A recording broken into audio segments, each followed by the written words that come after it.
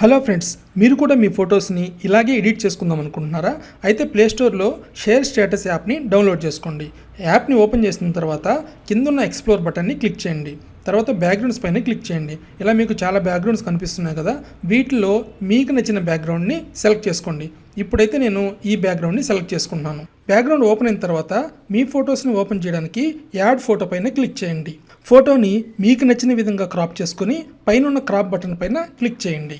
ఇప్పుడు ఫోటోకి 4 కార్నర్స్లో 4 బటన్స్ కనిపిస్తున్నాయి కదా, టాప్ రైట్లో ఉండే ఈ ఎరేజర్ బటన్ మీద క్లిక్ చేసి బ్యాక్గ్రౌండ్ని రిమూవ్ చేయొచ్చు. అలాగే బాటమ్ రైట్లో ఉండే ఈ రీసైజ్ ఐకాన్ ఉంది కదా, దీన్ని హోల్డ్ చేసుకొని మనము ఇమేజ్ని పెద్దది కానీ చిన్నది కానీ చేయొచ్చు అనమాట. ఇప్పుడు మీరు ఇమేజ్ని కరెక్ట్ సైజులో కరెక్ట్ ప్లేస్మెంట్ దగ్గర పెట్టుకోండి. బాటంలో టీ అనే లెటర్ కనిపిస్తుంది కదా, దానిపైన క్లిక్ చేసి మీరు నేమ్ కూడా రాసుకోవచ్చు. ఇప్పుడు ఆ టీ అనే లెటర్ పైన మీరు ట్యాప్ చేసి మీ టెక్స్ట్ని ఎంటర్ చేయండి. మీ టెక్స్ట్ ఎంటర్ చేసిన తర్వాత పైనుండే టిక్ మార్క్ పైన క్లిక్ చేయండి.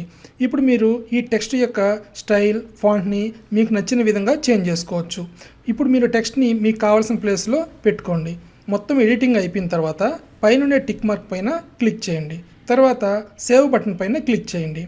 ఇప్పుడు మీరు ఎడిట్ చేసిన ఇమేజ్ మీ గ్యాలరీలో సేవ్ అవుతుంది.